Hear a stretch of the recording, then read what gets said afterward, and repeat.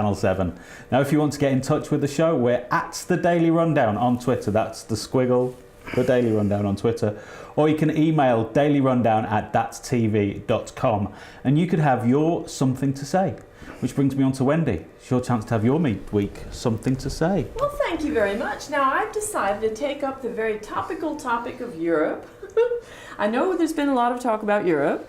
I'm going to try. Why? What's been happening with Europe? No, nothing really. Have we left or something? Just, by the by. They made a new form of curb, and now you have to make your curbs conform to the Belgian curbs. Didn't you hear about it? No. Sorry, go on. Right. I thought I would try and give you 4 reasons and see if you can attack them right. But 4 reasons why I think we need to still remain in Europe. So I've decided to start a hashtag, still remain. Like, with absolute respect for leavers and for the way they voted and the reasons they voted for that. But I'm just going to try and explain these 4 reasons. Okay. Does that sound okay? Yeah? Yeah. 4 reasons why we should still remain in the European Union. It's a free trade zone. And I'm not even particularly keen on free trade, but I think we need our livelihoods, right? So the first one is our exports. The exports currently going into Europe, they don't have any tax on them. So they just, shove it in a truck or put it in a plane and it's flown into Europe. Or we can import from Europe and there's no tax. So under the leave proposal, you're going to have taxes. Europe for sure is going to put its boundary away from us, and even the Irish boundary, where we get a lot of meat from Ireland, and the Scottish boundary, if they join in with Europe, then we'd have to pay tax on the imports we get from them, and we might even tax our exports to them, but I kind of doubt that. So really it's our imports. So your food prices will go up, and we'd have to eat British food all the time, or it could even be English and Welsh food all the time. And I just think that you're not really going to like that. Isn't that a good thing, though? Yeah, surely. For food miles? Yeah. It's good for food miles, yes, it is good for food miles if there's less trade. Yeah. But there'd be a lot of jobs lost because we do export a lot of food. But like you said, we probably wouldn't tax our exports because we need to export our food. Yeah, there is that. But you see, the trouble is that with the exports that your party that you're exporting to is going to tax those when they arrive as imports. So let's say France. Say we want to sell our products from the north of England to France. Well, they normally barbecue our lambs immediately as soon as we put them on a ferry.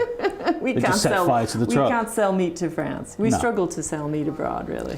Well, that's import historical, a lot of meat. isn't it? Yeah, So we that's- import a lot of meat. So that's number 1. Okay, so number 1 is the exports. Okay. And number 2 is the VAT. Now, I know a lot of people hate the tax called the VAT, the value-added tax.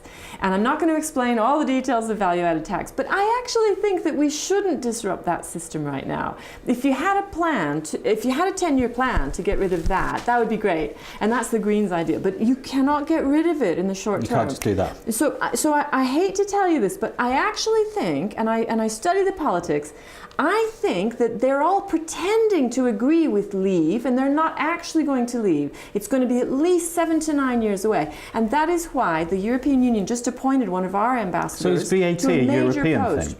Yeah, VAT is a European thing. You're required to have a certain level of VAT. You can mess about above that level, but you must have a certain level of VAT if you're inside the European Free Trade Union. So one of the consequences of leaving could be we get rid of value-added tax. Yes, and that was one of the things that the experts in the Leave campaign wanted. They want to get rid of VAT. I didn't hear about that. No. That's quite interesting. Yeah, that's quite. Because if they said that, the economists would go crazy. I was one of the few people that was excited when VAT went up from 17.5% to 20%, because I can work out a fifth a lot easier.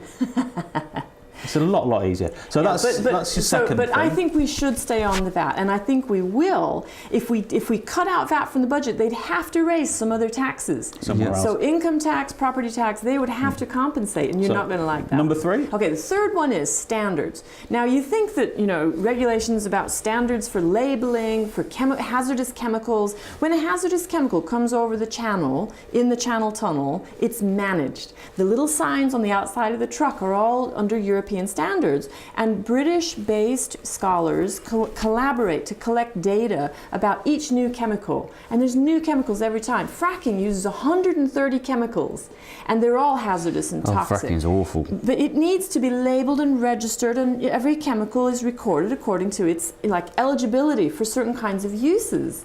And they want to get rid of all these standards? That scares me. Who wants to get rid of all this The stuff? leave The leave people. campaign. Yeah. The ones that are in leave think, oh, there's too much red tape. tape. We need to, clear away. But when it comes to these rules. chemical symbols, I don't think they're going to get rid of them, are they? No, but the British or the English or England and Wales do not have the capacity to manage that unless we just concede. Surely we always have let me British. finish. We would have to concede to the European standards because that's the only way that things could come via sea, via Europe, or It's from leaving- Europe. I think the point is that we could come up with our own Yeah. system, and it might not be. It might not merge. It might not be as sort Okay, of, so yeah. that's the third. And the fourth and final? The fourth one, I'm going to just check my notes so I get the right one, is laws that protect, immigration.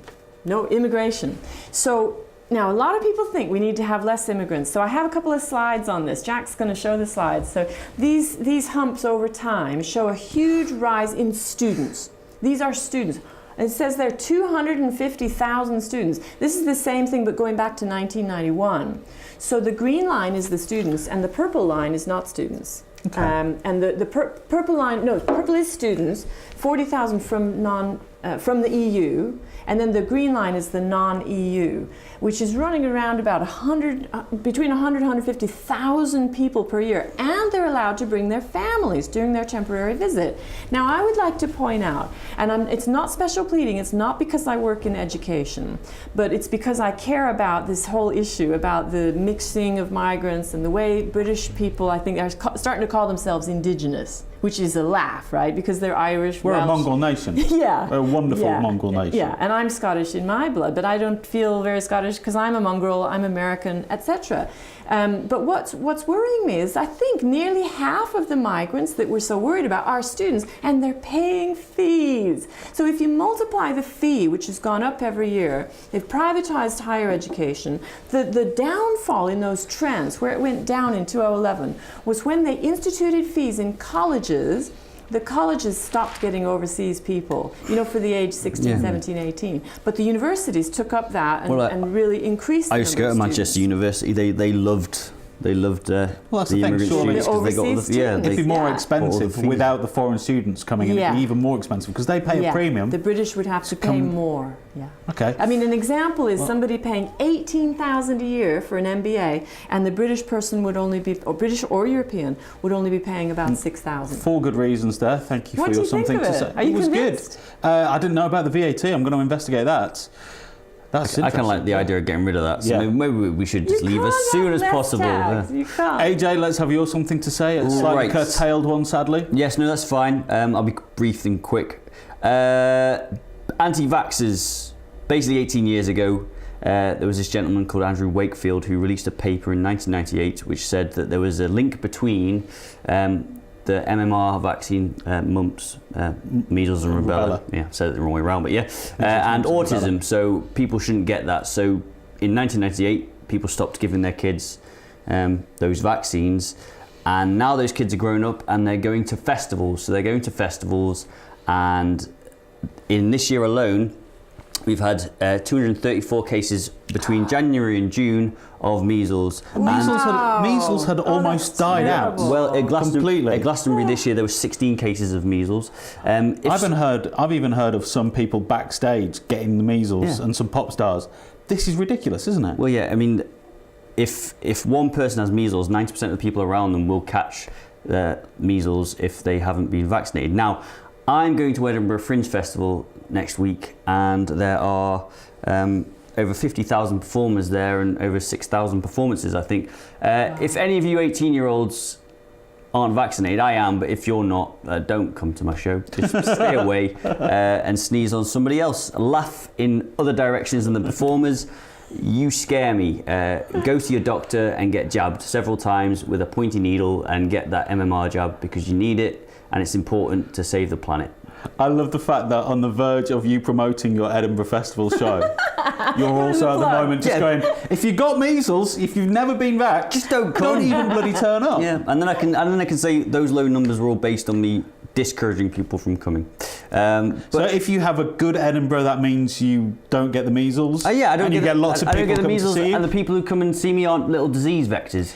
Yeah. And if you have a bad Edinburgh, it means that people either came Sneezed to see all you, over me and I got very sick. or people weren't vaccinated and then didn't come see you because Yeah. you told them not to. I like I that. thought it wasn't very many people who backed away from the vaccination. Loads, program. and it's still going on. But like basically, there is no link between MMR jabs and autism. So please, new parents who've had kids, get your kids vaccinated. People who've not had those vaccinations, get them. It's important that you do this. Is it it's a not bit- just for your own health; it's for the health of people around you. So the public health needs that. And please see AJ Hill live. at Don't Edinburgh stay Festival. away from my show. No, I'm trying to do you a good job here. Right. Is it a bit like a cartoon, right? Somebody says to you, "Oh, that'll cause autism," so you believe them. Like, don't believe what people tell you. Read the science. You can Google Yeah. it now. But it took 12 years to get rid of that article from the Lancet, so it's not completely those people's fault. Right, this argument's going to continue through the adverts. See you in about 3 minutes' time for some of the more strange stories of the day, weirdos and things. This is the Daily Rundown on Channel 7.